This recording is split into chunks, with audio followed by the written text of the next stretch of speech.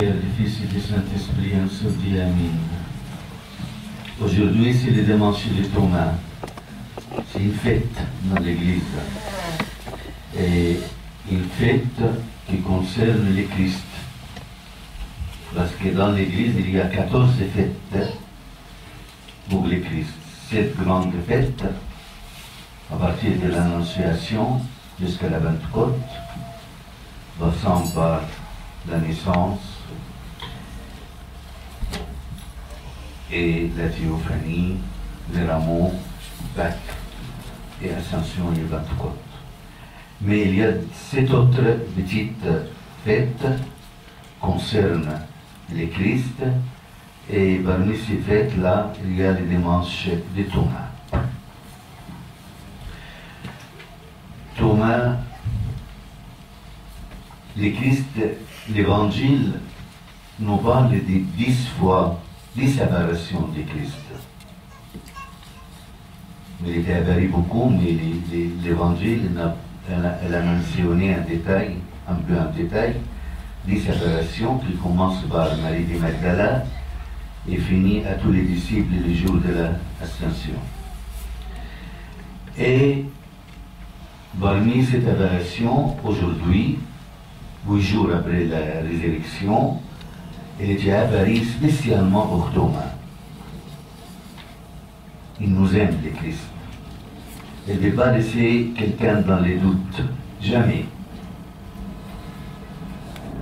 Il était apparu à tous les disciples, comme on a entendu dans l'Évangile, mais ils n'avaient que 10 disciples seulement. Parce que Judas s'est suicidé, ça y est, c'est tué. Et Thomas était absent. On ne sait pas pourquoi il était absent. Mais il était absent pour une raison quelconque. Et quand il est revenu, les disciples racontent à lui qu'est-ce qui s'est passé. Il ne croit pas. Il a dit, il faut que je touche. Et si je touche, si je ne vois pas, je ne touche pas, je ne crois pas.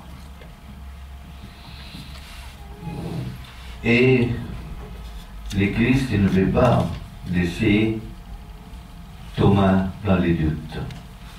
Entre la résurrection et les Pentecôtes, il y a 7 dimanches.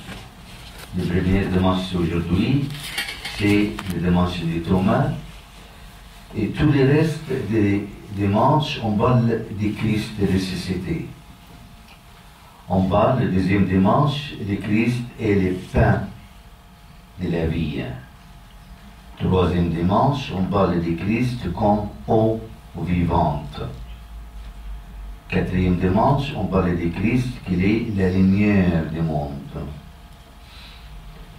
Cinquième dimanche, on parle du Christ qu'il est le chemin, la vérité et la vie. Sixième dimanche, on parle du Christ en tant que vainqueur du monde. Et après, septième dimanche, c'est le Pentecôte, les jours qu'il a envoyé le Saint-Esprit. On se concentre sur le Christ ressuscité, c'est lui la vie, la vérité. Et si le Christ n'était pas ressuscité, le christianisme n'existe pas.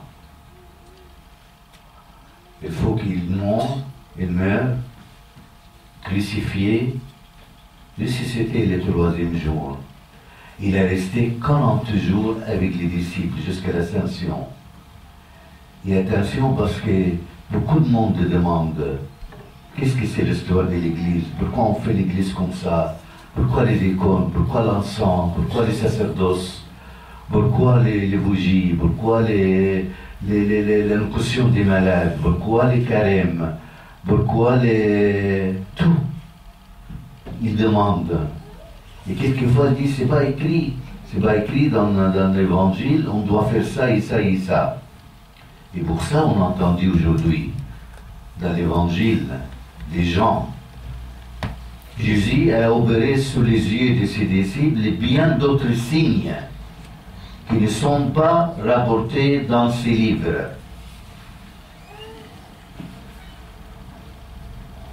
il y a beaucoup de choses que le Christ a parlé d'elle avec les disciples ne sont pas écrits dans l'Évangile. Et pour ça, dans l'Église orthodoxe et l'Église catholique, on croit à la suivante. La Sainte Bible, bien sûr, l'Ancien et le Nouveau Testament, et la tradition, c'est très important, et la tradition qui est écrite dans les manuscrits qu'on le trouve toujours jusqu'à nos jours, des premiers jusqu'au 5e siècle, et la tradition orale. Alors, on se base sur trois choses. La Bible, la tradition écrite et la tradition orale. Et ça fait ensemble la vie de l'Église. Alors, il ne faut pas chercher et dire, c'est pas écrit là, c'est pas écrit là. Il y a beaucoup de choses que le Christ a données à ses disciples. Parmi ses disciples, c'était qui? C'était Paul, c'était Pierre et tous les apôtres. Et ces disciples-là, ils sont pris, sont donnés ces enseignements aux autres disciples, aux 70, qui étaient parmi eux Saint Marc, il est allé en Égypte. Thomas. Nous ressemblons beaucoup à Thomas, nous aussi. Thomas l'absent. Thomas n'était pas là, on ne sait pas pourquoi. Et c'est l'exemple de ceux qui s'abstiennent de l'Église, qui, pendant toutes les bénédictions, laisse l'Église. Vous savez, on a passé une semaine sainte très forte, très forte. Vraiment, cette année, je ne sais pas qu'est-ce qu'il y a, c'était très forte la semaine sainte. Et c'était une vie spirituelle avec le Christ. Et il y a beaucoup de monde qui sont ratés cette semaine sainte. Il y avait le jeudi saint, les lavements des pieds. Il y avait les vendredis saints, la crucifixion. Il y avait la fête de la résurrection, le samedi soir. Il y a beaucoup de monde qui s'est occupé des autres choses dans leur vie, comme Thomas. Et Thomas, parce qu'il était absent, qu'est-ce qui s'est passé? Il était privé de la paix de Christ. Parce que dès que le Christ était apparu aux disciples, il a dit, la paix soit avec vous. La paix. Et tout le monde cherche jusqu'à nos jours, le monde entier cherche la paix. Il ne le trouve pas. Parce qu'il cherche ailleurs, cherche avec leur tête, avec des règles politiques. Mais la vraie paix, c'est avec le Christ ressuscité. Le Christ ressuscité qui a vaincu la mort. C'est là la paix. Alors, Thomas n'était pas là, il n'a pas pu avoir cette paix-là. Deuxième chose, parce qu'il n'était pas là, il tombe dans les doutes. Parce qu'on n'est pas là, on tombe dans les péchés. Chaque fois on s'éloigne de l'Église, chaque fois que nous commettons des péchés de plus. Parce qu'on n'est pas protégé. Vous savez, les pères de l'Église, quand ils parlent de l'Église, ils parlent de l'Église comme l'arche de Noé. Il protège, l'Église protège les pensées, la vie spirituelle des membres, il protège ses enfants de beaucoup de choses dehors.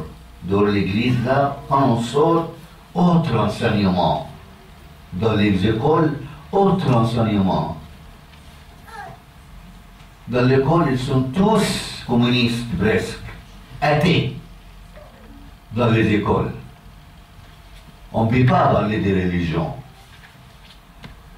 Et nos enfants vivent avec, on ne veut pas priver nos enfants. Mais dans l'église, il faut amener les enfants à l'église. Des berceaux.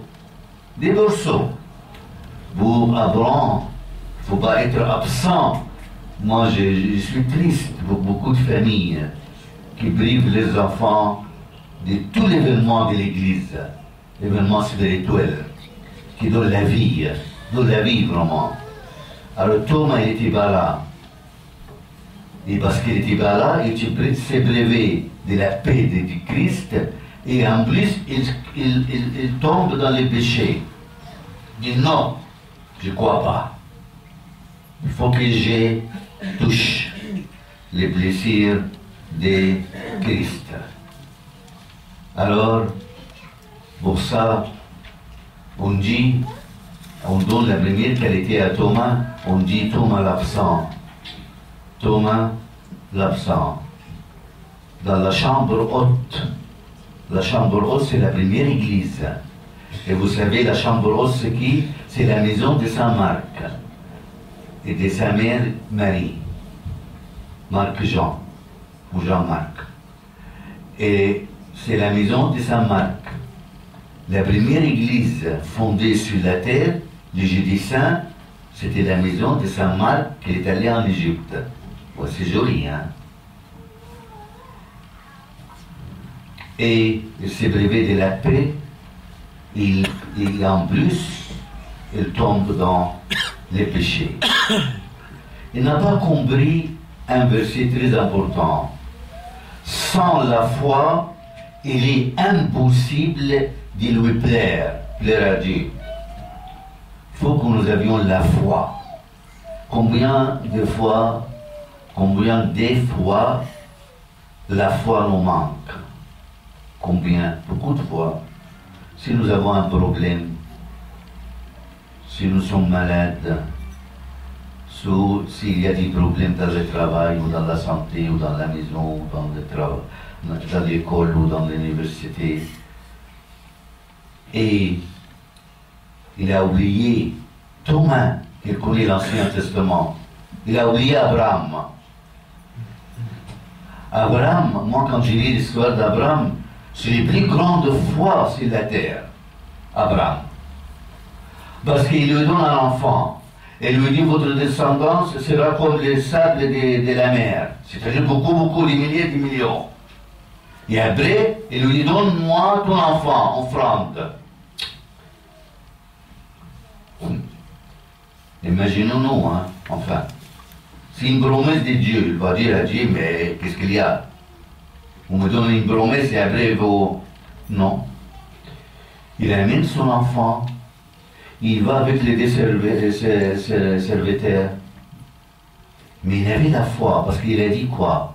Il a dit aux deux serviteurs, restez ici, nous allons offrir l'offrande, et nous allons retourner, nous, en pluriel. Abraham, il avait la foi qu'il va retourner avec son fils. Comment? Je ne sais pas. Et lui ne sait pas. Mais il avait la foi que le Seigneur va sauver son fils. Vous voyez la foi? Et la femme cananienne, que le Christ a guéri sa fille.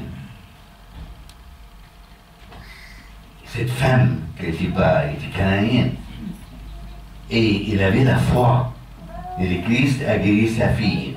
Les centurions que le Christ a guéri son fils. Il a dit, le Christ, je n'ai pas vu de telle foi en tout Israël comme la foi de cet homme. Nous avons maintenant, à cette époque-là, nous avons besoin de la foi. Ça nous manque beaucoup. Peut-être nous disons, non, moi je crois, moi, oh là là, je suis chrétien. Non. Dans la vie pratique, nous manque la foi. Il ne faut pas oublier, sans la foi, il est impossible de lui plaire à Dieu. Et Thomas, le Christ, parce qu'il l'aime, c'est son disciple, comme nous aime tous. Il nous aime tous. Il est venu spécialement pour Thomas. Il lui dit, viens, touche. Il y a beaucoup de monde qui demande, qu'est-ce que c'est ce corps que le Christ a ressuscité avec? C'est le même corps qui est né de la Vierge Marie. Le même corps qui qui était mort sur la croix, mais glorifié.